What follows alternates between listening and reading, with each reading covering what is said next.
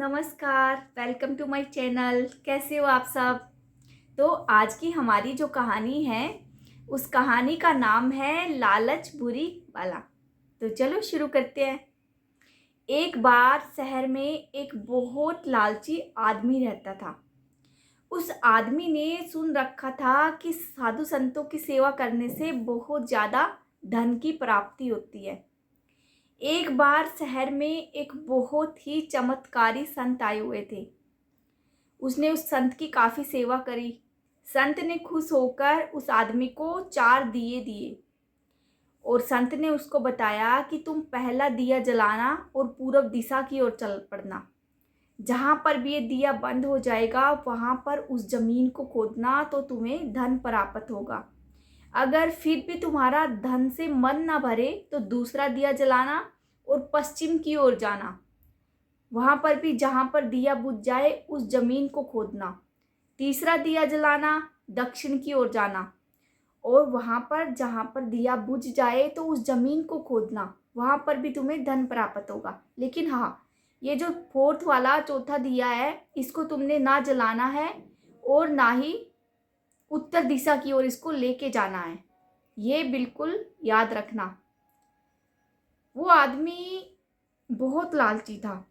उसने उस संत के जाने के तुरंत बाद ही पहला दिया जलाया और पूरब दिशा की ओर चल पड़ा। एक जंगल से में जाकर वो दिया बंद हो गया। उसने उस बंजर जमीन को खोदा तो उसको एक सिक्कों से भरा, रुपयों से भरा गागरा मिला। वो इतना धन देखकर बहुत खुश हुआ, लेकिन उसने वापस वहीं पे दबा दिया। उसने सोचा कि पहले दूसरे वाला धन देख लूं, इसको तो मैं ले ही लूँगा। दूसरी जगह पे दूसरा दिया जलाया और पूरब दिशा की ओर चल पड़ा। वहाँ पर भी एक खेत में जाकर वो दिया बंद हो गया। फिर उस आदमी ने उस जगह को खोदा तो उसे एक हीरे जवाहरातों से भरा सोने का घड़ा मिला। उसको पाकर भी वो आदमी खुश हुआ, लेकिन उसने कहा इसको मैं बाद में आकर ले जाऊंगा। उसने वापस से दबा दिया। फिर उसने तीसरा दिया जलाया और दक्षिण दिशा की ओर चल पड़ा। वो भी दूर किसी सुनसान जगह पर जाकर बंद हो गया। उसने उस जगह को खोदा तो उसको 2 बड़ी बड़ी पेटियों में हीरे जवाहरात, सोने की मोहरें, पता नहीं क्या क्या मिला। वो बहुत खुश हो गया। उस आदमी ने सोचा कि मैं चौथा दिया जलाता हूँ। फिर उसके मन में आया नहीं नहीं, संत ने मना किया है। फिर लालची जो ठहरा, उसने फिर सोचा शायद संत ने इससे भी ज़्यादा धन अपने लिए एकत्रित करके रखा हो, मुझे ज़रूर जाना चाहिए। फिर उसने तुरंत ही वो चौथा दिया जलाया और लेकर उत्तर दिशा की ओर चल पड़ा। वहाँ पर वो दिया एक महल, बहुत बड़ा महल था, उसके पास जाकर बंद हो गया। वो अंदर गया, देखा गेट बंद था। उसने खटखटाया और दरवाज़ा खुल गया। उसने देखा कि एक कमरे में बहुत ज़्यादा हीरे जवाहरात थे। दूसरे कमरे में देखा तो उसमें बिल्कुल पैसे ही पैसे थे। उस आदमी को अपनी किस्मत पर, अपने दिमाग पर बहुत नाज हो रहा था, बहुत ज़्यादा, कि मैं बहुत ज़्यादा अच्छी सोच रखने वाला इंसान हूँ, कि अच्छा समझदार हूँ। आज देखो दिमाग से मैंने क्या कर लिया, अपने आप को शाबाशी वो दे रहा था। उसे अचानक से चक्की चलने की आवाज़ आती है। वो थोड़ा अंदर जाता है, देखता है कि एक बूढ़ा आदमी चक्की पीस रहा है। उसने उससे कहा कि तुम यहाँ कैसे पहुँचे? उस बूढ़े आदमी ने कहा तुम जरा एक बार ये चक्की को संभालो, इसके पास बैठो, मैं सांस लेने के बाद बताता हूँ। वो आदमी थोड़ा दूर आकर खड़ा हुआ और जो आदमी गया था, लालची आदमी, वो चक्की के पास जाकर बैठ गया, चक्की को संभालने लग गया।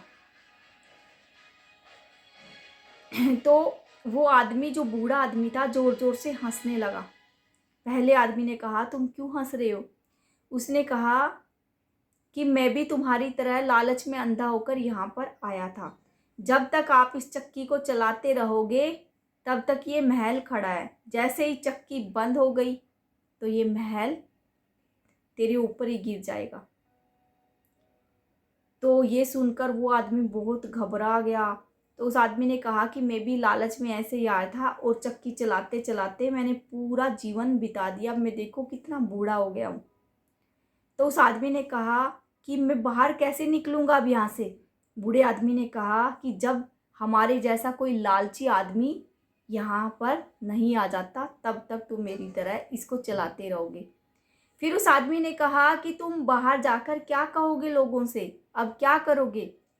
उस बूढ़े आदमी ने कहा कि मैं बाहर जाकर लोगों से चीख चीख कर चिल्ला चिल्ला कर यही कहूँगा कि लालच बुरी बला है। तो दोस्तों, इस कहानी से हमें क्या शिक्षा मिलती है? इस कहानी से हमें यही शिक्षा मिलती है कि ज़िंदगी में ज़्यादा लालच भी तंग करता है।